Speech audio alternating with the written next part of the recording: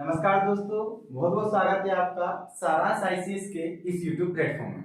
दोस्तों, आज हम लोग मुख्य परीक्षा के पेपर सेकंड की यूनिट 3 जिसमें बहुत सारे आयोग दिए हुए हैं, उन्हीं में से आज एक आयोग की हम लोग चर्चा करने वाले हैं जिसका नाम है प्रतिस्पर्धा आयोग। ये एग्जाम की पॉइंट व्यू से काफी इंपॉर्टेंट है। 3 मार्कर, 5 मार्कर, यहाँ तक कि 11 मार्कर में भी यहाँ से प्रश्न बनने की संभावना ज्यादा है। एग्जाम के पॉइंट व्यू से टू द पॉइंट पढ़ेंगे, समझेंगे और मैं ये कोशिश करूंगा कि आपको इसी क्लास में सारी चीजें याद हो जाएं। तो सबसे पहले हम लोग देख लेते हैं कि किन बिंदुओं पे हम लोग चर्चा करने वाले हैं प्रतिस्पर्धा आयोग के बारे में। हम प्रमुख बिंदुओं की अगर बात करें तो जो हमारे कोई भी आयोग हो उनमें कुछ बिंदु होते हैं जिन पर हम सामान्यतः हर बार चर्चा करते हैं। पहला जो बिंदु है वो सबसे पहले हमें पृष्ठभूमि समझनी है कि आखिरकार इस आयोग का गठन क्यों हुआ। दूसरा, हमें इसकी स्थापना समझनी है कि इसकी स्थापना कब हुई थी, क्योंकि हर एक आयोग की जो स्थापना है वो एक मुख्य डेट है। चाहे आप 3 मार्कर लिखोगे या 5 मार्कर लिखोगे, आपको उस आयोग की स्थापना वर्ष या स्थापना तिथि को मेंशन करना होगा। उसके बाद अब कोई भी जब आयोग स्थापित किया जाता है तो उस आयोग को स्थापित करने में उद्देश्य तो होते ही, बिना उद्देश्यों के तो किसी आयोग की स्थापना की नहीं जाती। तो हम अगली चर्चा करेंगे उद्देश्यों को लेकर कि आखिरकार क्या उद्देश्य है। फिर उसके बाद हर एक आयोग की एक संरचना होती है जिसमें कुछ एक अध्यक्ष और कुछ सदस्य होते हैं, और इन्हीं अध्यक्ष एवं सदस्यों से मिलके उस आयोग की संरचना का निर्माण होता है। तो हमें उस पर भी चर्चा करनी है। तो हम चौथे पॉइंट में जो चर्चा करेंगे वो संरचना के बारे में करेंगे। उसके बाद हम लोग जो अध्यक्ष और सदस्य हैं उनको नॉमिनेट होने के लिए कौन कौन सी योग्यताएं होनी चाहिए, उन योग्यताओं के बारे में हम लोग चर्चा करेंगे। सेम उसके बाद सदस्य और अध्यक्षों का कोई निश्चित कार्यकाल होगा, कुछ निश्चित उम्र तक वो अध्यक्ष या सदस्य के पद पर रह सकते हैं। क्या उन अध्यक्ष एवं सदस्यों का चुनाव दोबारा किया जा सकता है या नहीं, इन सब के बारे में चर्चा की जाती है कार्यकाल। तो हम कार्यकालों की चर्चा करेंगे। फिर 7वां जो सबसे इंपॉर्टेंट प्रश्न बन सकता है यहां से कि प्रतिस्पर्धा आयोग क्या है, इसकी संरचना को बताते हुए इसके कार्यों का वर्णन कीजिए। तो अगला जो पॉइंट है वो हम इसके कार्य पढ़ेंगे, और उसके बाद कोई भी जो आयोग होता है वो अच्छे तरीके से कार्य कर पाए तो इसके लिए उसे कुछ शक्तियां प्रदान की जाती हैं, और इन्हीं शक्तियों को भी हम देखेंगे। तो बेसिकली 8 जो पॉइंट्स हैं इनमें हम इस आयोग को कवर करने वाले हैं। पेन कॉपी साथ में लेके बैठ जाइए, और साथ ही साथ आप स्क्रीनशॉट भी ले लीजिएगा, मैं आपको वक्त दूंगा और लगे हाथ इसको आज याद कर लेंगे। धीरे धीरे इसी प्रक्रिया में हम आयोगों को कंप्लीट करते चलिए।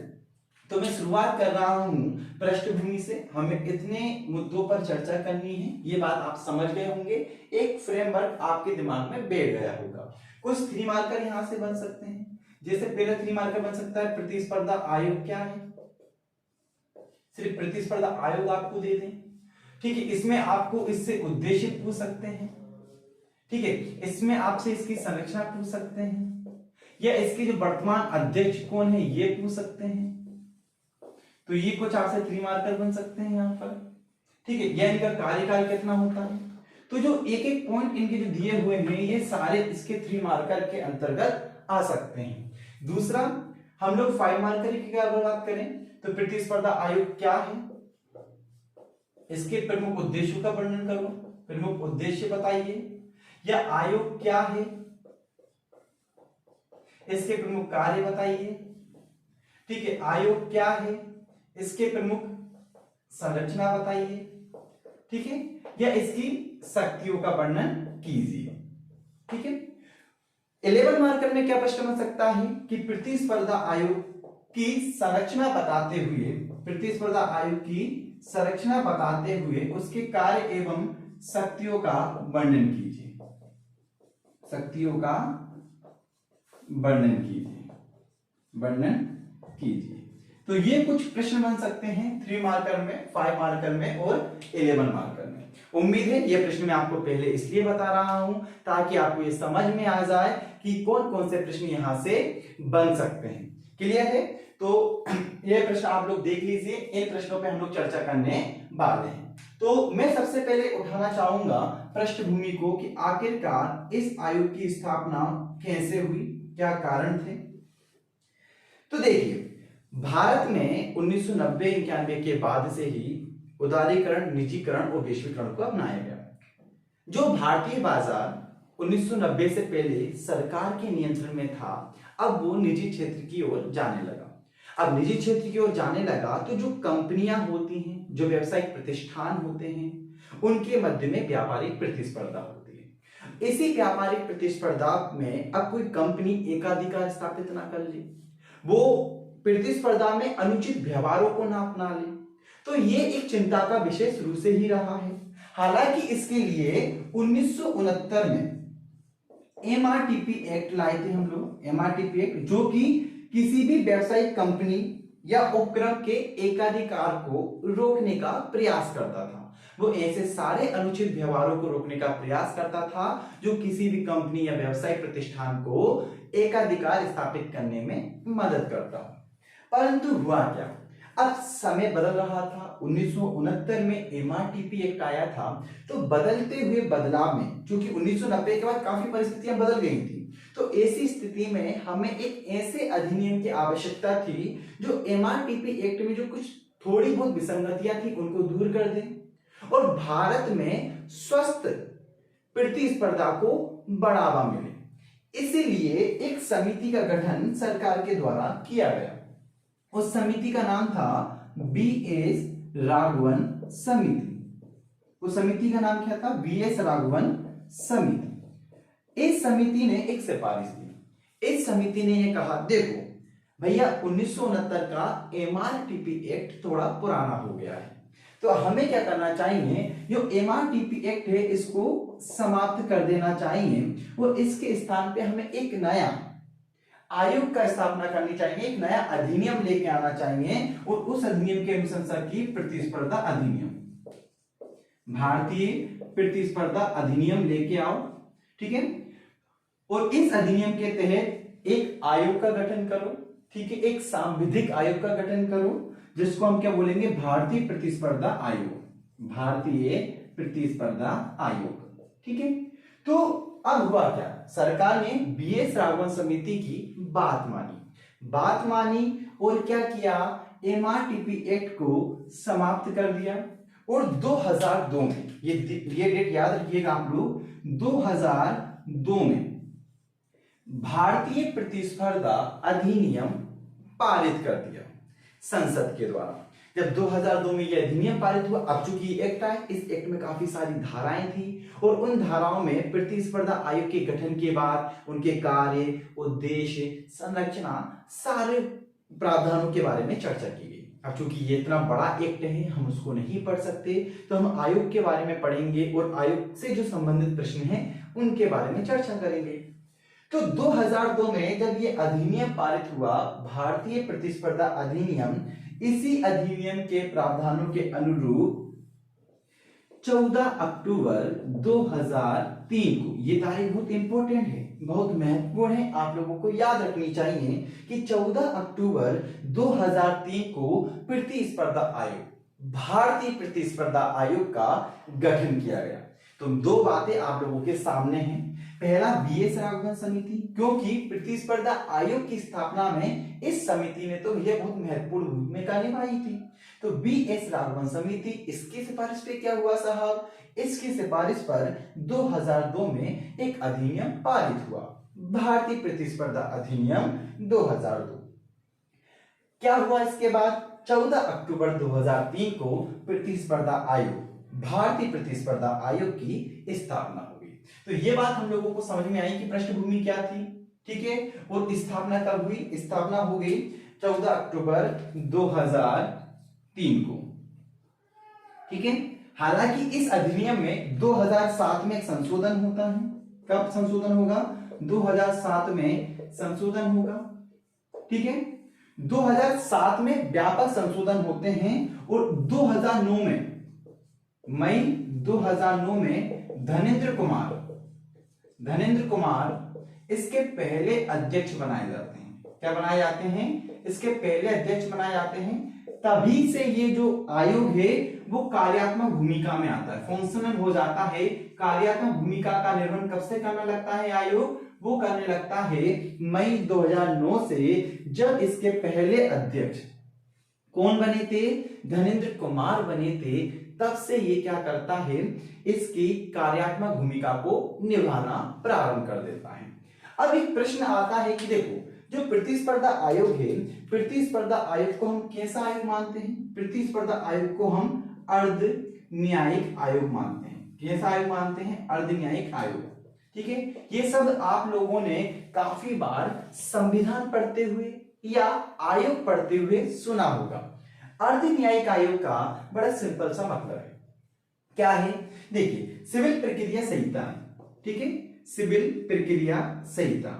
और ये सिविल प्रक्रिया जो संहिता है वो कब आई था? ये आया था 1908 में। तो सिविल प्रक्रिया संहिता 1908 के प्रावधानों के अनुसार जो आयोग संचालित होता है, जिन आयोग को शक्तियां प्रदान की गई है, ऐसे आयोग को अर्ध न्यायिक आयोग कहते हैं। तो आपको नेचर समझ में आ रहा है कि प्रतिस्पर्धा आयोग की जो प्रगति थी वो प्रगति कैसी है? आप बोलोगे अरे सर इतना सिंपल सा, इसकी जो प्रगति है वो अर्ध न्यायिक है। अर्ध न्यायिक है क्यों है सर? क्योंकि सिविल प्रक्रिया संहिता 1908 के थे, इससे शक्तियां प्रदान की गई हैं। और दूसरा आप लोगों को समझना है कि इसकी प्रगति में सांविधिक है। सांविधिक क्यों है? क्योंकि अधिनियम के तहत इसका गठन किया गया है। यदि इसका गठन संवैधानिक प्रावधानों के अनुसार करते तो हम बोल देते कि भाई ये संवैधानिक आयोग है, परंतु इसका जो गठन किया गया है वो अधिनियम कब आया था? 2002 में। उस अधिनियम के तहत किया गया है, इसलिए हमने बोला कि ये कैसा निकाय है? ये सांविधिक निकाय है। कैसा निकाय है? सांविधिक निकाय है। तो पृष्ठभूमि समझ में आई आप लोगों को? ठीक है, आप लोगों ने प्रगति देख ली और उसकी स्थापना किस प्रकार हुई, हम लोगों ने इतनी चर्चा कर ली है। आप एक स्क्रीनशॉट ले लीजिए, ठीक है, इसका। फिर हम लोग देखते हैं उद्देश्य, संरचना और अध्यक्ष के बारे में। चलिए, स्क्रीनशॉट ले लिया आप लोगों ने, इसको मिटाते हैं हम लोग। हम लोगों ने पृष्ठभूमि के बारे में, स्थापना के बारे में जान लिया, ठीक है। अब हम लोगों को जो चर्चा करनी है वो तीसरे बिंदु पे करनी है कि आखिरकार इसकी आवश्यकता क्यों पड़ी और इसकी स्थापना क्यों की गई थी, ठीक है। तो इसको कुछ उद्देश्यों के लिए स्थापना की गई थी। एक बार मैं रिवाइज करा देता हूं। पृष्ठभूमि में आप लोगों को क्या लिखना है? बीएस राघवन समिति, ठीक है, बीएस राघवन समिति याद रखो, ठीक है। ये क्या करेगा? एमआरटीपी एक्ट को समाप्त करने की बात करेगा और इसी समिति की सिफारिश पे अधिनियम पारित होगा, भारतीय प्रतिस्पर्धा अधिनियम 2002। इसी अधिनियम के तहत स्थापना कब हो जाएगी? स्थापना होगी 14 अक्टूबर 2003 को, ठीक है।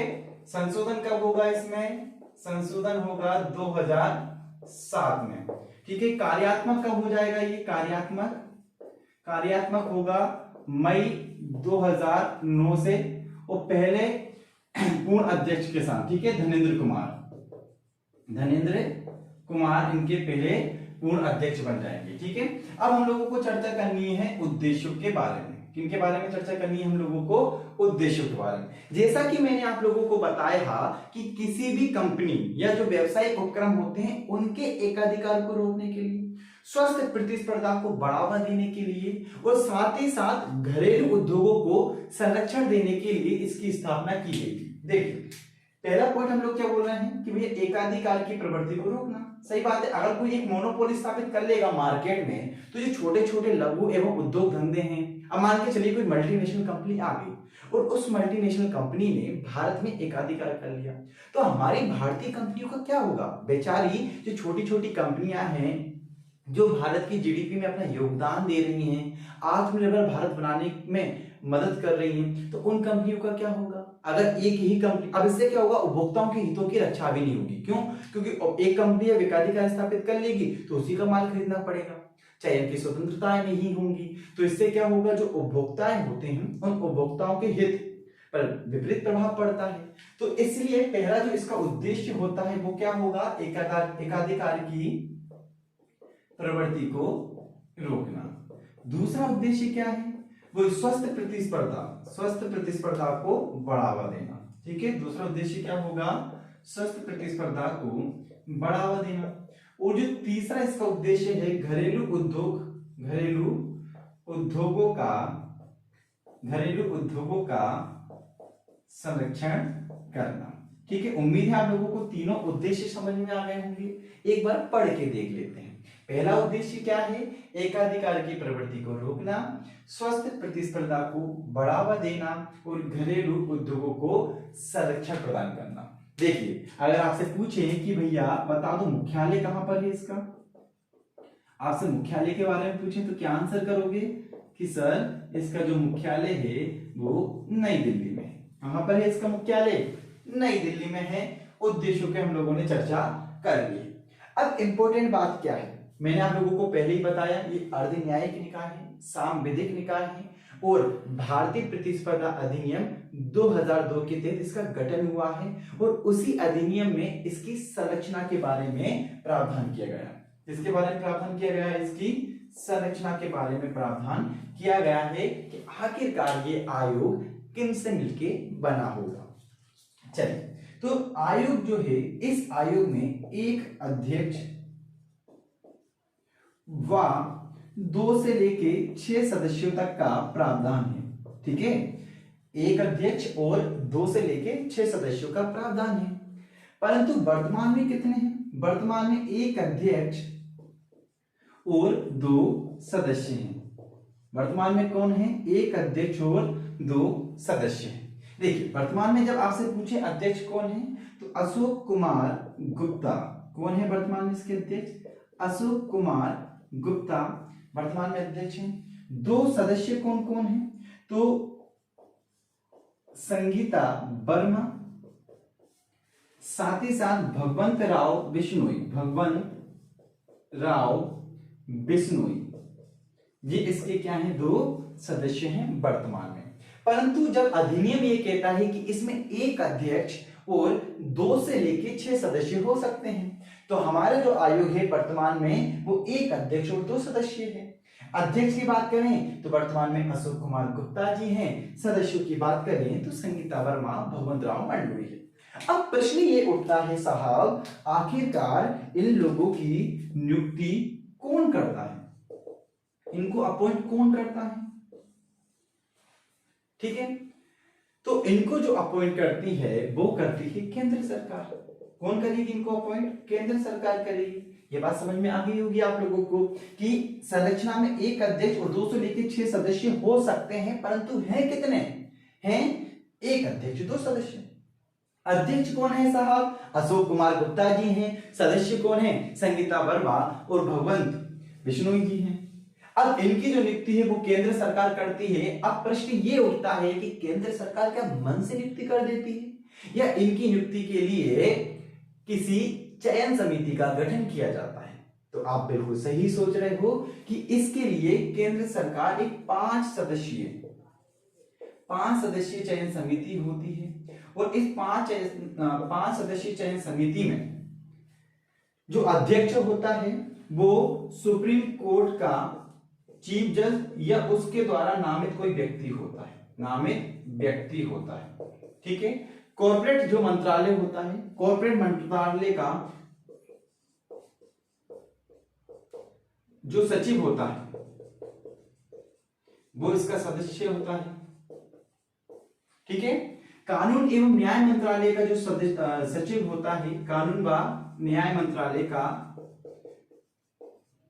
जो सचिव होता है वो इसका सदस्य होता है और अन्य 2 ऐसे नामित व्यक्ति जो इस क्षेत्र में विशेष अनुभव रखते हो। ठीक है, तो ये बात याद रखिएगा। इसको मैं थोड़ा सा ऊपर लिख देता हूं, आप लोगों को दिखाई नहीं दे रहा होगा।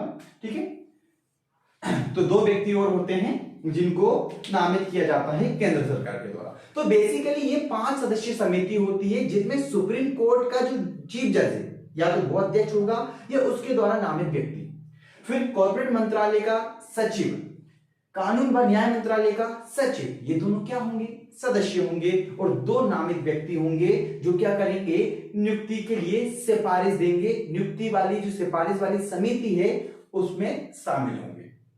तो समझ में आई आप लोगों को बात कि इसकी नियुक्ति करती केंद्र सरकार है, परंतु वो समिति 5 सदस्यों से मिलकर बनी होती है, जिसके अध्यक्ष सुप्रीम कोर्ट की चीफ जज या नामित व्यक्ति होते हैं।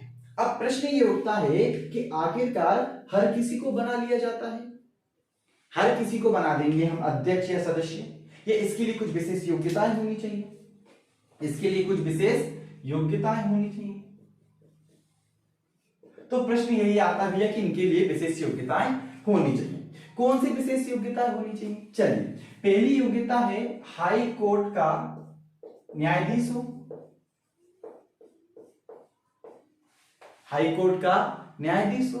दूसरी योग्यता, हाई कोर्ट का न्यायाधीश बनने की योग्यता रखता हो, हाई कोर्ट का न्यायाधीश बनने की योग्यता रखता हो। आप लोगों ने संविधान में पढ़ा होगा हाई कोर्ट के न्यायाधीश बनने की कौन कौन सी योग्यताएं होती हैं, कमेंट बॉक्स में बता दो, ठीक है। बनने की योग्यता रखता हो, ठीक है। और तीसरा जो इंपॉर्टेंट है कि ऐसे व्यक्ति जिन्हें विदेशी व्यापार या व्यापार, वाणिज्य, अर्थशास्त्र या प्रतिस्पर्धा से संबंधित जो मामले होते हैं, ठीक है, व्यापार, वाणिज्य, ठीक, अर्थशास्त्र, कारोबार या प्रतिस्पर्धा संबंधी जो विषय होते हैं, प्रतिस्पर्धा संबंधी विषय में कितने वर्ष का अनुभव? कम से कम 15 वर्ष का अनुभव, ये अंडरलाइन कर लो, कम से कम 15 वर्ष का अनुभव हो। कितने वर्ष का अनुभव हो? 15 वर्ष का अनुभव हो। अगर इन तीनों में से कोई भी योग्यता अगर सदस्य और अध्यक्ष के रूप में आपको दिखाई देती है तो उस व्यक्ति को अध्यक्ष या सदस्य बनाया जा सकता है। योग्यताएं में देखिए, हाई कोर्ट का न्यायाधीश हो, हाई कोर्ट का न्यायाधीश बनने की योग्यता रखता हो, या व्यापार, वाणिज्य, अर्थशास्त्र, कारोबार या प्रतिस्पर्धा संबंधी जो विषय होते हैं उनमें 15 वर्ष का अनुभव होता हो। पीडीएफ आपको टेलीग्राम ग्रुप में प्रोवाइड करा दी जाएगी। डिस्क्रिप्शन में जो लिंक दी हुई है उससे आप हमारा टेलीग्राम जो चैनल है उसको ज्वाइन कर सकते हो, ठीक है। तो एक बार स्क्रीनशॉट ले लीजिए सबका, ठीक है। स्क्रीनशॉट लेने के बाद आगे देखते हैं हम लोग। चलिए, हो गया होगा, स्क्रीनशॉट ले लिया होगा, तो मैं इसको मिटा देता हूं ताकि हम लोग अगले जो हमारा कार्यकाल है, कार्य और शक्तियों के बारे में अच्छे से पढ़ सकते हैं, ठीक है। चलिए, नोट डाउन करते चलिएगा, बीच बीच में रिवाइज भी करते चलिएगा ताकि आप लोगों को समय के साथ ये चीजें याद हो जाएं। चलिए, तो हम लोगों ने क्या क्या देख लिया है? हमने पृष्ठभूमि देखी, राघवन समिति याद है, एमआरटीपी एक्ट समाप्त किया उन्होंने, ठीक है। 2002 में अधिनियम लेके आए, 14 अक्टूबर को स्थापना हुई, क्लियर है। स्थापना देखी, उद्देश्य देखे, संरचना देख ली, ठीक है। 1+2 से लेके 6, वर्तमान में तो 1+2 ही है, ठीक है। योग्यताएं हम लोगों ने देख ली। कार्यकाल की हम लोग चर्चा करते हैं, किसकी चर्चा करेंगे हम लोग? कार्यकाल की। तो अगर कार्यकाल की बात करें, चाहे वो अध्यक्ष हो चाहे वो सदस्य हो, ठीक है, अध्यक्ष और सदस्य दोनों का ही जो कार्यकाल है कितना है साहब? इनका 5 वर्ष या 65 वर्ष की आयु तक, ठीक है। तो इनका जो कार्यकाल है वो 5 वर्ष या 65 वर्ष की आयु, चाहे वो अध्यक्ष हो चाहे वो सदस्य, कोई डिफरेंस नहीं है, समानता का अधिकार है साहब, ठीक है। 5 वर्ष और 65 वर्ष की आयु। अच्छा, अच्छी बात क्या है? पुनः नियुक्ति के पात्र हैं ये लोग। ये क्या है? पुनः नियुक्ति के पात्र हैं। तो 2 बातें आप लोगों को कार्यकाल के संबंध में याद रखनी है। 5 वर्ष और 65 वर्ष प्रतिस्पर्धा आयोग के अध्यक्ष और सदस्यों का कार्यकाल है, ये पुनः नियुक्ति के पात्र हैं। अब मान के चलिए ना मूड बन गया कि यार हम लोग त्याग पत्र दे दें, तो किसको त्याग पत्र देंगे ये लोग? तो ये लोग, भैया नियुक्ति किसने की थी? याद करो, यहाँ पे हम लोगों ने लिखा था केंद्र सरकार ने, तो त्याग पत्र भी किसको देंगे साहब? केंद्र सरकार को देंगे। किसको देंगे? केंद्र सरकार को देंगे। क्लियर है ये वाली बात है? चलिए, अगला बिंदु क्या है? अगला बिंदु है भैया कार्य, सबसे आईएमपी। प्रतिस्पर्धा आयोग क्या है, इसके उद्देश्य को बताते हुए इसके कार्य लिखिए। प्रतिस्पर्धा आयोग के कार्य का वर्णन कीजिए। तो हम लोग अब चर्चा करने वाले हैं कार्य की। इसके कार्य की, प्रतिस्पर्धा आयोग की। हालांकि हम लोग समझ चुके हैं एकाधिकार को रोकना, उपभोक्ताओं के हितों की रक्षा करना, स्वस्थ प्रतिस्पर्धा को बढ़ावा देना, निष्पक्ष प्रतिस्पर्धा संस्कृति को बढ़ावा देना, इस प्रकार के कोई ना कोई इसके कार्य होंगे। तो पहला जो कार्य हम लोगों को याद रखना है वो कार्य कौन सा याद रखना है? देखो भैया, अगर ऐसा कोई कार्य आप लोग कर रहे हो जो प्रतिस्पर्धा पर प्रतिकूल प्रभाव डाले, ठीक है, तो ये आयोग इंश्योर करता है कि ऐसे कोई भी कार्य जो प्रतिस्पर्धा पर, किस पर साहब? प्रतिस्पर्धा पर क्या डाले? प्रतिकूल प्रभाव डाले। कैसा प्रभाव होना चाहिए? अनुकूल नहीं, प्रतिकूल, मतलब थोड़ा सा दिक्कत पैदा करे। प्रतिकूल प्रभाव डालने वाले कार्य व्यवहारों को रोकना। पहला पॉइंट क्या हो जाएगा? प्रतिकूल प्रभाव डालने वाले कार्य व्यवहारों को रोकना। तो भैया पहला काम तो इसका यही है, ठीक है। दूसरा काम इसका क्या है? देश की अर्थव्यवस्था में निष्पक्ष एवं स्वस्थ प्रतिस्पर्धा को बढ़ावा देना। निष्पक्ष व स्वस्थ प्रतिस्पर्धा को बढ़ावा देना, ये इसका दूसरा काम हो जाएगा।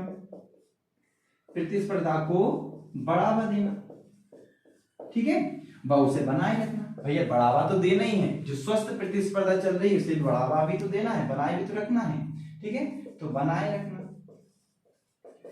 तीसरा कार्य इसका क्या होगा? तीसरा कार्य जो होगा, उपभोक्ता हैं, जितने भी उपभोक्ता हैं, ठीक है, उन उपभोक्ताओं के हितों की रक्षा करना, के हितों की रक्षा करना। तो इनका ये तीसरा कार्य हो जाएगा कि भैया उपभोक्ताओं के हितों की रक्षा करना। फिर क्या है? चौथा पॉइंट, स्वस्थ प्रतिस्पर्धा संस्कृति को, स्वस्थ प्रतिस्पर्धा संस्कृति को स्थापित करना, संस्कृति को स्थापित करना, ये इसका एक पॉइंट हो जाएगा। उसके बाद पांचवा कार्य क्या होगा इसका? पांचवा कार्य ये होगा कि एकाधिकार की प्रवृत्ति को, एकाधिकार की प्रवृत्ति को रोकना, जो कि हम उद्देश्य में भी पढ़ के आए थे, एकाधिकार की प्रवृत्ति को रोकना। तो पहले 5 पॉइंट हम लोग देख लेते हैं ताकि हम लोगों को थोड़ा सा याद हो जाए। तो पहला हमने क्या कहा था कि भैया ऐसा कोई भी कार्य व्यवहार को रोकना जो प्रतिस्पर्धा पर प्रतिकूल प्रभाव डाले। तो प्रतिस्पर्धा पर प्रतिकूल प्रभाव डालने वाले कार्य व्यवहारों को रोकना, अर्थव्यवस्था में निष्पक्ष और स्वस्थ प्रतिस्पर्धा को बढ़ावा देना, साथ ही साथ उसको बनाए रखना, उपभोक्ताओं के हितों की रक्षा भी करनी है, ठीक है, स्वस्थ प्रतिस्पर्धा संस्कृति को स्थापित करना है, एकाधिकार की प्रवृत्ति को रोकना है, ठीक है। अब देखिए सरकार क्या करती है? सरकार प्रतिस्पर्धा नीति लागू करती है, ठीक है, प्रतिस्पर्धा नीति बनाती है। तो उन प्रतिस्पर्धा नीतियों को कुशलतम संसाधनों का प्रयोग करते हुए कौन लागू करेगा? उन प्रतिस्पर्धा नीतियों को लागू करेगा प्रतिस्पर्धा आयोग। तो प्रतिस्पर्धा नीतियों को लागू करना, क्या करना? प्रतिस्पर्धा नीतियों को लागू करना। कैसे लागू करना भैया? कुशलतम संसाधनों का प्रयोग करते हुए। कैसे लागू करना है? कुशलतम संसाधनों का प्रयोग करते हुए। एक कार्य और याद रख लो कि भैया जो प्रतिस्पर्धा है, प्रतिस्पर्धा संबंधित मामलों, प्रतिस्पर्धा संबंधित मामलों में जागरूकता उत्पन्न करना, मामलों में जागरूकता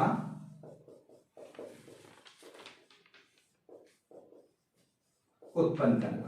तो देखो 7 कार्य हो गए। अगर इन 7 कार्यों को बखूबी तरीके से लिख दें तो अपना काम हो जाएगा, ठीक है। तो प्रतिस्पर्धा पर प्रतिकूल प्रभाव डालने वाले कार्य व्यवहारों को रोकना, अर्थव्यवस्था निष्पक्ष और स्वस्थ प्रतिस्पर्धा को बनाए रखना, उपभोक्ताओं को हितों की रक्षा करना, स्वस्थ प्रतिस्पर्धा संस्कृति को स्थापित करना, एकाधिकार की प्रवृत्ति को रोकना, प्रतिस्पर्धा नीतियों को लागू करना, साथ ही साथ प्रतिस्पर्धा संबंधित मामलों में जागरूकता उत्पन्न करना, ठीक है। तो इसके कुछ कार्य थे, इन कार्यों को देख लीजिएगा।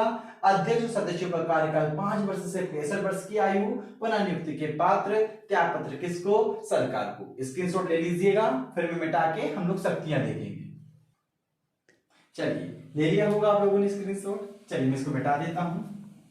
हम लोग शक्तियां देखते हैं और ये आयोग हो जाएगा हमारा कंप्लीट। और मुझे उम्मीद है आप लोगों को याद भी हो रहा होगा। हमने बीएस राघवन समिति देखी, हमने 14 अक्टूबर 2003 देखा, 2007 का संशोधन देखा, फिर हम लोगों ने देखा कि भैया 1+2 से लेकर 6 की संरचना है, परंतु वर्तमान में तो 1+2 की ही संरचना है। ठीक है, तो ऐसी बातें हम लोग देख रहे हैं। कार्यकाल 5 देख लिया हम लोगों ने, नियुक्ति केंद्र सरकार करती है हमने ये देख लिया, उद्देश्य देख लिए, है ना।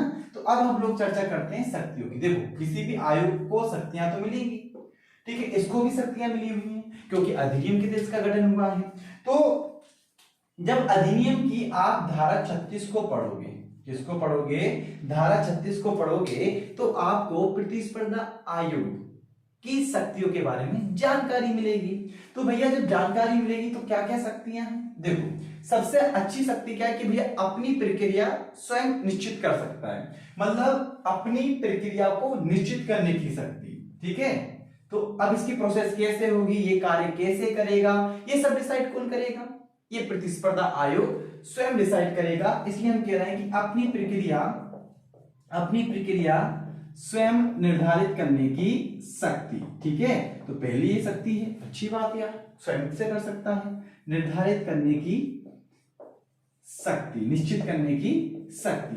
दूसरा अभी हम लोगों ने देखा कि सिविल प्रक्रिया संहिता 1908, सिविल प्रक्रिया संहिता 1908 के तहत इसे दीवानी न्यायालय की शक्तियां प्राप्त हैं। किसकी शक्तियां प्राप्त हैं, दीवानी न्यायालय की शक्तियां प्राप्त हैं।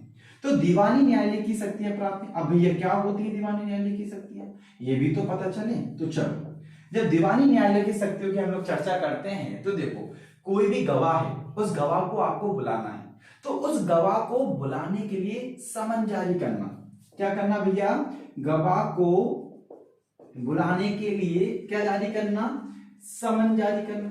ठीक है, ये दीवानी न्यायालय की शक्तियां होती हैं। दूसरा, मान के चलो कोई दस्तावेज है, उस दस्तावेज की खोज करना या उसके प्रस्तुतिकरण के लिए कहना। तो दस्तावेजों की खोज एवं प्रस्तुतिकरण के लिए कहना, ठीक है। और क्या हो सकता है, शपथ पत्र पे आप साक्ष्य इकट्ठा कर सकते हो, शपथ पत्र पर साक्ष्य ले सकते हो आप लोग, शपथ पत्र पर साक्ष्य लेना, ठीक है। या किसी भी सार्वजनिक कार्यालय से दस्तावेजों को मंगवाना, किसी भी सार्वजनिक कार्यालय से दस्तावेजों को मंगवाना। तो ये जो शक्तियां होती हैं वो दीवानी न्यायालय की शक्तियां होती हैं, और ये सिविल प्रक्रिया संहिता 1908 में इसका प्रावधान किया गया है। ठीक है, और शक्तियों की बात करें तो भैया देखो, अब मान के चलो कोई वाद विवाद फंस गया, अब उसमें हमें व्यापार, वाणिज्य, अर्थशास्त्र इससे संबंधित विशेषज्ञों की आवश्यकता पड़ी। तो व्यापार, वाणिज्य व अर्थशास्त्र से संबंधित विशेषज्ञों को ये क्या कर सकता है, संबंधित विशेषज्ञों को ये क्या कर सकता है, बुला सकता है, विशेषज्ञों को